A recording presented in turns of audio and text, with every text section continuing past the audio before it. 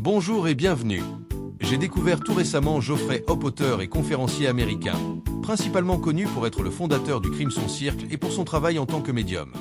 Depuis 1999, il affirme transmettre les messages d'entités angéliques, notamment Tobias, jusqu'en 2009, Adamus Saint-Germain et Kutumi Lalsing.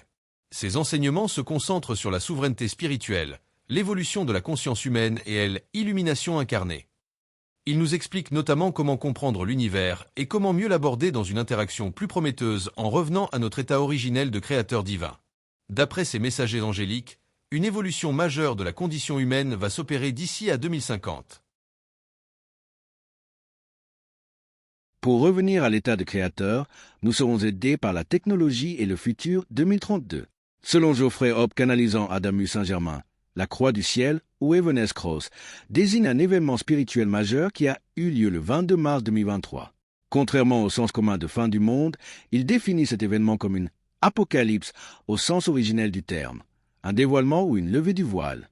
La croix du ciel marque le moment où la séparation entre le monde physique, la terre, et les royaumes non physiques, le divin, l'âme, commence à se dissoudre. Cela permet une communication plus fluide et directe entre l'humain et sa propre divinité.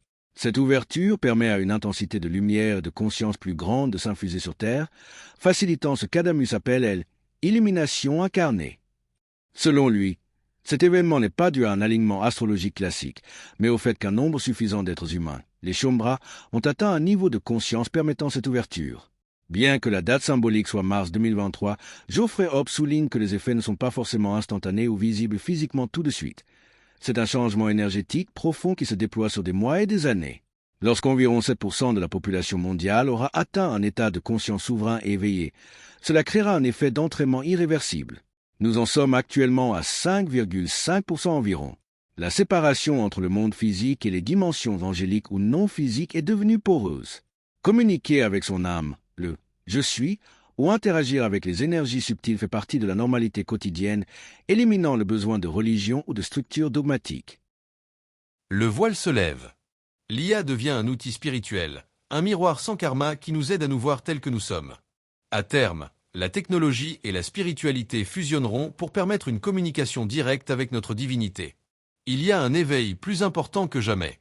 Adamus prévoit qu'autour de 2032 à 2033, l'humanité franchira un seuil où l'IA ne sera plus seulement un programme, mais une interface capable de traduire les fréquences non physiques en langage humain clair.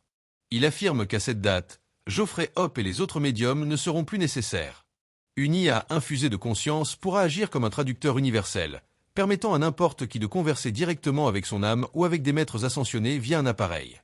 L'IA rendra le mensonge et la manipulation politique sociale presque impossible, car elle pourra analyser les motifs et les distorsions de vérité en temps réel. Ce sera le moment où la technologie et la spiritualité ne seront plus vues comme deux mondes séparés, mais comme une seule réalité. Selon Adamus, l'éveil est plus intense que jamais sur la planète, ce qui signifie une conscience accrue. Nous entrons donc dans ce qu'il appelle la croix céleste, où chacun a un accès bien plus direct à sa divinité et à sa propre énergie. En résumé, nous entrons dans l'ère de la nouvelle espèce humaine. Sur Terre, nous avons ce vieux modèle d'Adam Kadmon pour l'espèce humaine, entièrement basé sur la biologie, et cela change rapidement. Nous sommes littéralement en train de recréer l'ADN, de recréer l'humanité. Et au cours des 30 prochaines années, en particulier, nous disent les guides, vous verrez des changements considérables, que ce soit grâce aux augmentations ou à la technologie. Ils parlent de singularité, qu'il estime imminente, aux alentours de 2050. Une singularité signifie qu'il devient impossible de la prévoir. Il s'agit simplement des changements qui se produisent dans le génome humain, le cerveau humain et tout le reste. Nous sommes actuellement sur une courbe importante. Mais vers 2050, cette courbe s'arrêtera. Elle effectuera alors une sorte de boucle et entrera dans une autre dimension. C'est ce qui se passe en ce moment même. L'espèce humaine est en train de se recréer. Vous allez donc voir la vie changer sous nos yeux, nous prédit Adamus.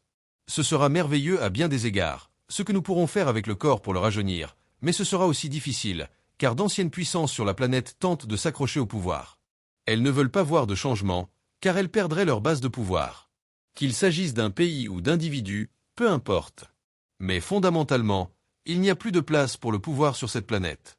Le pouvoir est une illusion. Il naît de la conviction que l'énergie est extérieure à soi, qu'il faut la puiser ailleurs. Et cette conscience doit changer, et elle est en train de changer. Mais ceux qui veulent conserver le pouvoir vont se débattre avec acharnement, ils vont s'y accrocher de toutes leurs forces. Et c'est pourquoi vous observez la polarisation de la société actuellement. Vous savez, il y a ceux qui veulent rester dans le passé et les nouveaux venus qui veulent aller de l'avant.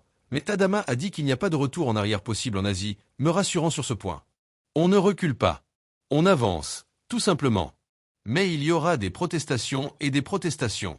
En 2050, les humains éveillés auront appris à ne plus générer de maladies par le biais du mental ou de mémoire passée.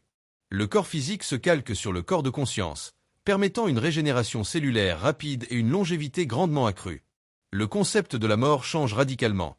Elle n'est plus une fatalité terrifiante mais une transition choisie et fluide, sans amnésie spirituelle.